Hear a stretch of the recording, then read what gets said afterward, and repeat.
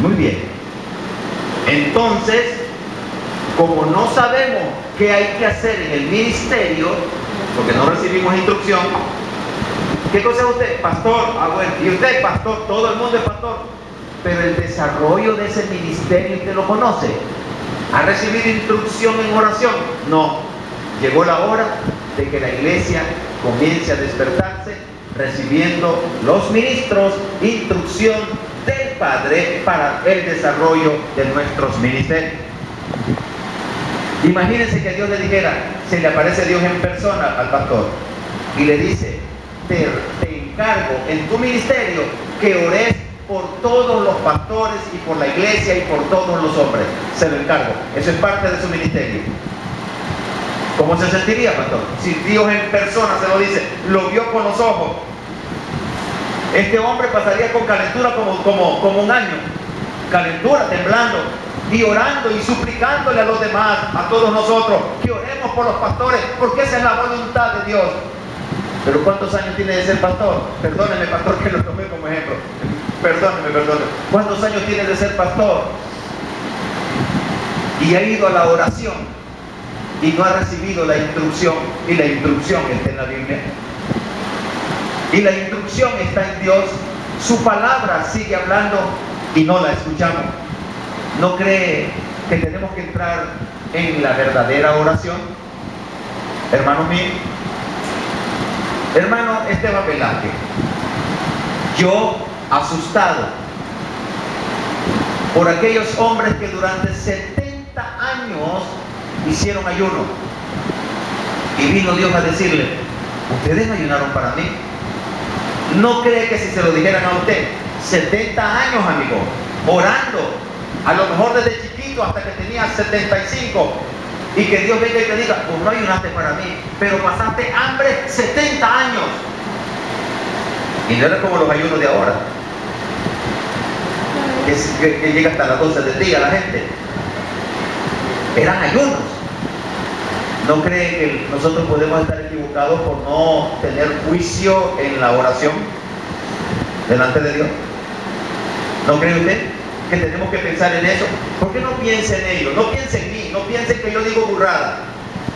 Piense que Dios le dijo a esos hombres, ya que está en su Biblia, en estos 70 años ustedes no ayunaron para mí. ¿Y qué le dijo Dios a los hebreos que cruzaron los 40 años en el desierto? ¿Qué le dijo? En estos 40 años, muchachos, ustedes siempre hicieron sacrificio para mí. Fue en aquel día que hicieron el becerro lo único. No, ustedes estos 40 años no hicieron sacrificio para mí. ¿Y qué hicimos entonces? ¿Y para qué lo hicimos? ¿No cree que vale la pena que nosotros pensemos? ¿No cree usted que nosotros debemos de venir delante del Señor y comenzar a pedir las instrucciones en oración? Aleluya. ¿Es usted evangelista? Escríbalo en una hoja blanca. Soy evangelista. ¿Es usted profeta? Soy profeta. Soy pastor. Soy apóstol. Soy maestro. Lo que sea. Los 5 ministerios. Cualquiera de esos tiene usted. Señor, ¿qué me toca hacer en el ministerio? Le toca orar por todos sus hermanos. Señor, tengo que orar por los pastores, por los apóstatas, por los mentirosos, por los mañosos, por los débiles, por todos. Señor, pero yo no lo había estado haciendo. Y por no hacerlo, los pastores somos rivales y no hermanos. Por no hacerlo, nos sentimos en el alma que somos hermanos de los pastores. Y por eso no nos importan los pastores. Si se lo come un gato, se lo comió el gato. Algún pecado tenía ese malvado. Pero si tu hermano de carne comete un delito y lo echan preso, mi hermano es inocente. ¿Es verdad o no es verdad? Entonces, hoy quiero hablar sobre la necesidad de orar siempre y no desmayar. ¿No cree que hay algo que tenemos que atender ahí también? ¿Y por qué vamos a desmayar? ¿Por qué desmayaríamos en la oración? Es que tenemos un cuerpo de carne y hueso, con emociones humanas y en medio de un mundo humano, un mundo natural, donde estamos afectados por las diversas situaciones del mundo, recuerde, es lo que vemos, es lo que oímos y es lo que entendemos. Estamos convencidos de esas cosas. Entonces, y si no entendemos la oración, simplemente desmayamos. ¿Por qué ora, pastor? Porque soy pastor y si no oro, ¿cómo voy a hacer? Ah, sí, ya se dio cuenta que no está orando porque Él es su Padre y usted es el redimido. Ya se dio cuenta que no está orando porque está orando porque tiene una obligación de orar. No se me duerma. Una obligación de orar y no por un deleite para orar. Los matrimonios que pasaron de la luna de miel a la luna de hiel es simple. No es lo mismo estar en luna de miel que estar en luna de hiel. Tengo que orar y la mujer quería acariciarlo, quería darle un cariño y le digo, tengo que ir a orar, no es que tengo que orar, es que tengo que ir de visita a los hermanos, no es que soy pastor. Pero si tuviera luna de miel, le aseguro que recibe las caricias y después se va y no quería irse, se la lleva también porque no quería irse. La iglesia, la oración debe descubrirla. ¿Qué significaba la oración para Jesús? El Señor Jesús recibía instrucción de su Padre, pero además de recibir instrucción, era la vida de Jesús cuando se reunía con su Padre. Y nosotros tenemos vida cuando nos reunimos con el Padre, o nos reunimos con el Padre en oración, o solo estamos pidiendo, o solo estamos rogando, o solo estamos diciendo que decimos gracias a Dios. ¿Están oyendo bien? Entonces, ¿por qué no nos proponemos algo? Resolverlo todo a través de la oración. ¿Pueden decir amén? O dicen que no, pues. Solo los pastores son los que pueden, son los que están obligados a resolverlo todo a través de la oración. Nada más. ¿Y resolverlo todo qué? ¿Tiene algún mentiroso adentro? ¿Tiene algún hipócrita adentro? ¿Tiene algún contencioso adentro? ¿Y algún chismoso? Pues vamos a ver, pastores. No, adentro. Dijimos que íbamos a resolverlo todo a través de la oración. ¿Todo qué? Si no empieza con la limpieza interior, le aseguro que la basura de afuera no le va a molestar. Eso se lo aseguro. Entonces, lo primero que tenemos que hacer es encontrarnos con Dios. Pero, Señor, yo me aburro. Dígaselo, hombre. Dígaselo al Señor. Y no estoy bromeando con usted cuando le digo, dígaselo, dígale Dios, no encuentro esa delicia que Jesucristo encontró. ¿Qué entendía Él por oración? ¿Qué no he entendido yo? La novia del novio siente delicioso que el novio hable 4 horas. ¿Verdad que sí? Cuando era novia usted, ¿verdad que sí? Pero una muchacha que no es novia de ese novio, si habla 4 horas, le dice, cállate, me tienes aburrida, ya me voy. Ok, volvemos otra vez. Si lo resolvemos todo a través de la oración, de repente yo y usted pensó, vamos a comenzar a hacer cosas con fe en oración y vamos a resolver estas cosas de afuera. No, resuélvalo todo, lo de adentro, a través de la oración, a través del encuentro con Dios. Si se encuentra con los malos, se hace malo, y si se encuentra con el bueno, se hace bueno. Entonces resolvámoslo todo a través de la oración, porque somos mentirosos, porque nos hace falta la palabra, porque no somos puntuales en nuestra palabra. ¿Y por qué digo esto? ¿Y por qué digo esto? ¿Eso es verdad o no entre nosotros? Sí, es verdad, ok. Y los propósitos de Dios, por ejemplo, que le fueron dados a Álvaro Berrío para cumplir.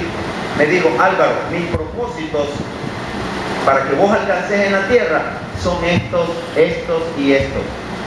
Entonces, si yo no logro hacer los propósitos de Dios, cumplirlos, el propósito de Dios no se cumple en mí. Una pregunta para ustedes, pastor. En la mayoría de nosotros, o en nosotros, ¿usted cree que los propósitos de Dios se están cumpliendo en usted? ¿O en mí? ¿En nosotros? ¿Usted cree que se están cumpliendo? Si no pedimos instrucción para el ministerio en oración, su hermano es viceministro de salud, de educación. ¿Usted cree que ese viceministro no va a recibir instrucción para el desarrollo de su ministerio? Claro que sí.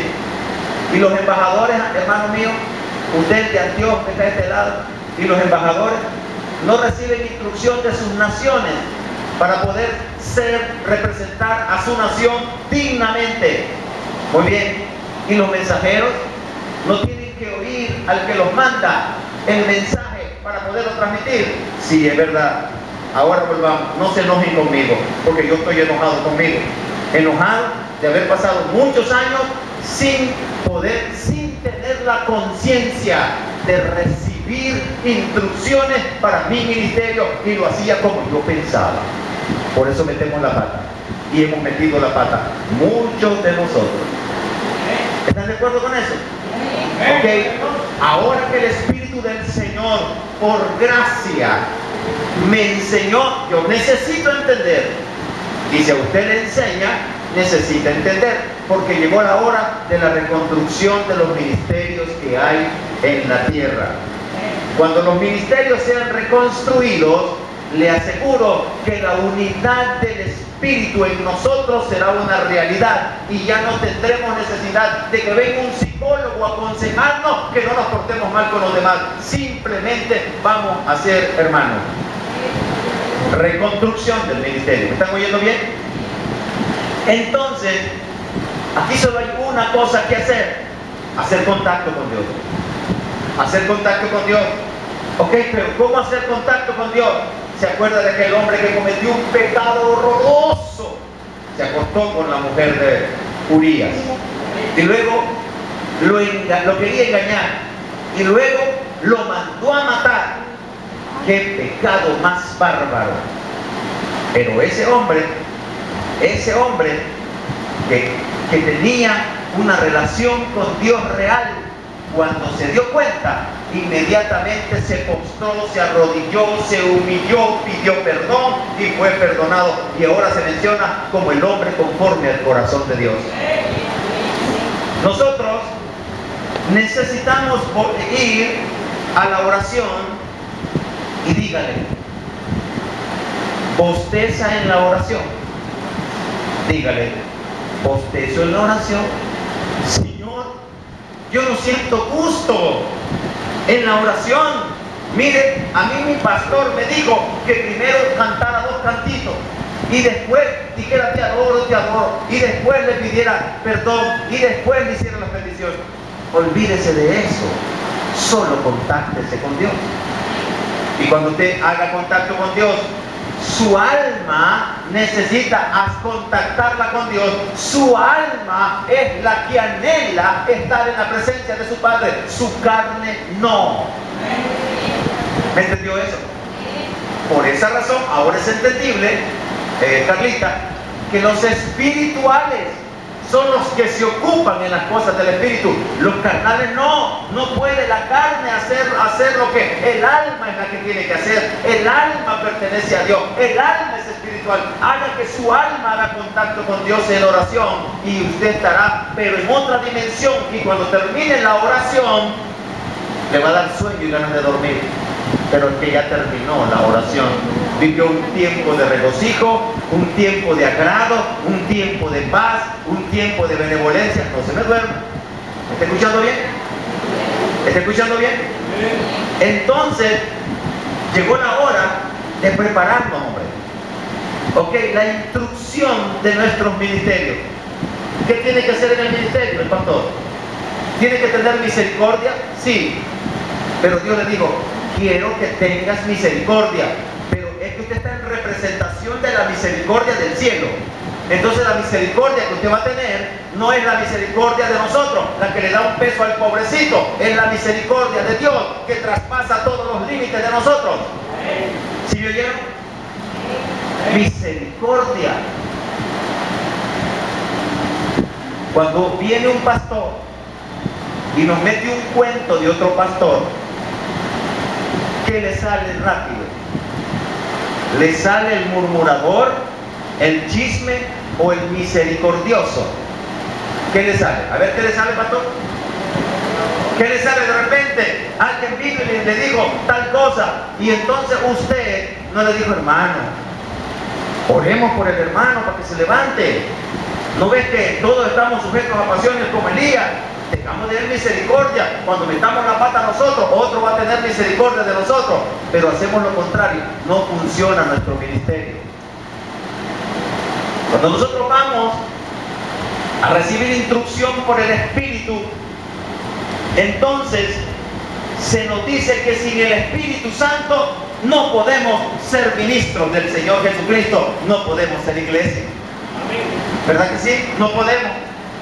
Usted sabía que una cantidad de pastores enorme que hacemos conforme a nuestra justicia y no la justicia de Dios. Ya sabe eso. Y ahora, ¿qué es lo que está pasando? Yo no tengo tiempo para ir y sentarme.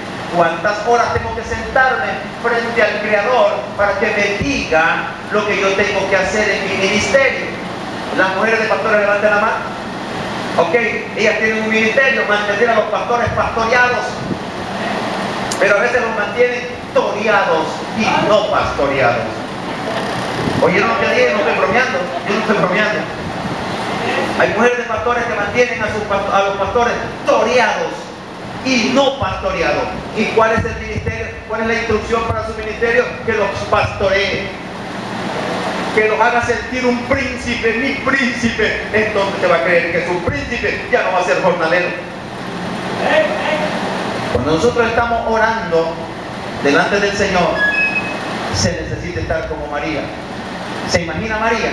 Estaba sentado Jesús y Marta estaba que echaba humo. ¿O no echaba humo Marta? Marta estaba que echaba humo. Le dijo al mero Mesías, al mero maestro, no te da cuidado. Le dijo, qué bárbaro maestro, ¿cómo que no te da cuidado? Que María esté sentado ahí oyéndote y yo haciendo lo que hacer. Echaba humo. Pero María desafió el temperamento de su hermana, porque estaba a los pies del maestro. Hermanos de mi alma, ¿quiere hacer la prueba, pastor? A partir de hoy, siéntese a los pies del maestro, sin la señora, sin los regaños de la señora, si lo regañan, sin presiones, sin dificultades, sin nada, y dígale, Señor, de hoy en adelante yo necesito que tú me des la instrucción para mi ministerio, para saber si estoy funcionando, porque yo digo que soy ministro de educación o de salud, pero en realidad, ¿qué es lo que estoy haciendo? ¿Qué es lo que me toca hacer? Solo saben que soy ministro de salud, pero ¿qué es lo que tengo que hacer en esa cartera? No hace falta. Por eso es que estamos como estamos hoy. ¿Usted cree que si los ministerios, ok, alguien que me repite Efesios 4:11, por favor, Efesios 4:11, a ver pastores, repítame, a ver, y él mismo constituyó a unos pastores, profetas, apóstoles, maestros, a fin de perfeccionar a los santos para la obra del ministerio. Escuchen eso. ¿Lo hemos entendido? ¿No lo hemos entendido? No lo hemos entendido. Los 5 ministerios son maestros enseñando para edificar a los santos para la obra del ministerio. Por eso es que el ministerio de la iglesia no se ve todavía. Pero si predican, hermanos, en los mercados, en los buses, sí, hermanos, y todo eso se hace. Sí, se hace culto todos los días. Hay pastores que hacen culto todos los días para que no se descarguen los hermanos. No, tampoco funciona así, eso no es así. La obra del ministerio es la que tiene que funcionar. ¿Cuáles son los propósitos de Dios que Él quiere conseguir aquí en la tierra? Dios tiene propósitos. Qué lástima que Dios no ha podido cumplir sus propósitos. Dijo que nosotros fuéramos uno como Él y el Padre. Dijo eso o no. Entonces ese propósito de Dios todavía nosotros no lo hemos logrado para satisfacción del Padre. A ver, ¿me están oyendo, hermano? Y entonces, pero uno, ¿cómo uno? ¿Cuándo yo voy a ser como Manuel Arias? ¿Cómo voy a ser como Manuel Arias? Como Manuel Arias, no. Pero como la iglesia es de Manuel Arias, sí. Claro que sí. Porque Manuel Arias sí está pegado a la fuente de la vida y usted se pega a la fuente de la vida, aunque Manuel Arias sea africano y usted asiático, van a hablar el mismo lenguaje, porque la iglesia habla el mismo lenguaje del Espíritu. ¿Me está oyendo o no me está oyendo? Entonces, necesitamos hacer algo y es cambiar la actitud, la forma en que nosotros oramos. Si nosotros seguimos orando así, simple y sencillo, no lo vamos, simple y simple, sí, no lo vamos a lograr, no vamos a lograr que que los propósitos de Dios se cumplan. ¿Cuál es su propósito de Dios para dejar a la iglesia aquí? Que todos sean salvos, que todos procedan al arrepentimiento y que todos estemos predicando el evangelio del reino como hermanos y como ministros. ¿No es un propósito de Dios ese? A ver, hermanos, dígame si es un propósito de Dios. Pero lo estamos logrando, ese propósito de Dios, ese sueño de Dios, porque Dios no tiene sueño, pero decimos a la gente, ese sueño de Dios lo estamos haciendo realidad en nosotros o no se ha cumplido. Que oremos sin cesar, esa disposición de Dios, ¿es una realidad en mi vida o todavía no se ha cumplido ese propósito en mí? ¿Me están oyendo bien? Entonces, si ese sueño de Dios no se ha cumplido en mí, porque yo no lo oigo ni lo entiendo, entonces nos hace falta descubrir el valor de la oración. Tiene que descubrirlo. Mi hermano, de hoy en adelante, Manuel Vargas, usted se presenta delante de Dios. Ya no se va a presentar a decirle, ay Señor, mire, tápele la boca a la alcaldía, mire Señor, que no nos saquen del barrio. No, ya eso déjelo en las manos del Altísimo. Entonces preséntese a decirle, Señor, perdóname, nunca te había preguntado cuáles son mis funciones en mi ministerio. ¿O alguna vez le ha preguntado? No, tranquilo, no me conteste. ¿Alguna vez le hemos preguntado? Fíjese que yo durante años, qué burro, qué bruto, decía yo. ¿Cómo es posible que no me he sentado delante de ti a preguntar cuáles son las instrucciones para mi ministerio? ¿Y eso es urgente o no es urgente, pastor? ¿O es extremadamente urgente? Y más urgente, porque no miramos la obra de Dios manifestada. Dios quiere que usted y yo seamos salvos. Y Dios quiere que usted y yo seamos luz. Y Dios quiere que usted y yo prediquemos el evangelio del reino a tiempo y fuera de tiempo. Y Dios quiere que nosotros arrebatemos las almas en las manos del enemigo y se las traigamos al reino de los cielos. ¿No es eso la voluntad del Señor? Pero nosotros, como no tenemos tiempo, ¿verdad, Humberto? O alguna vez te has sentado, no digas nada, alguna vez te has sentado a decir, Señor, yo soy un ministro tuyo, soy tu ministro, ¿qué tengo que hacer? Te va a decir, no te contamines con el mundo, no ames al mundo, ni las cosas que están en el mundo, porque el que se hace amigo del mundo, se hace enemigo de Dios, pero lo vas a oír en el Espíritu. Porque hoy, si estás oyendo lo que yo estoy diciendo, podría oírlo con las orejas y no con el Espíritu. Lo urgente es oírlo con el Espíritu para que pueda haber un cambio radical y profundo en tu interior y la obra de Dios se haga posible. ¿No le da pena? ¿No se avergüenza? ¿No se pone bravo de que durante años no le preguntaba al Señor qué es lo que tengo que hacer en mi ministerio? ¿Ah? Usted se imagina al ministro de Educación, al ministro de Salud, al ministro de Economía, si no llega al lugar donde se instruye lo que se tiene que hacer, si no llega, ¿usted cree que lo van a seguir teniendo como ministro? Salió el ministro de Economía de Argentina y cuando le hicieron la entrevista parecía que el hombre le estaba preguntando de otra cosa, le estaba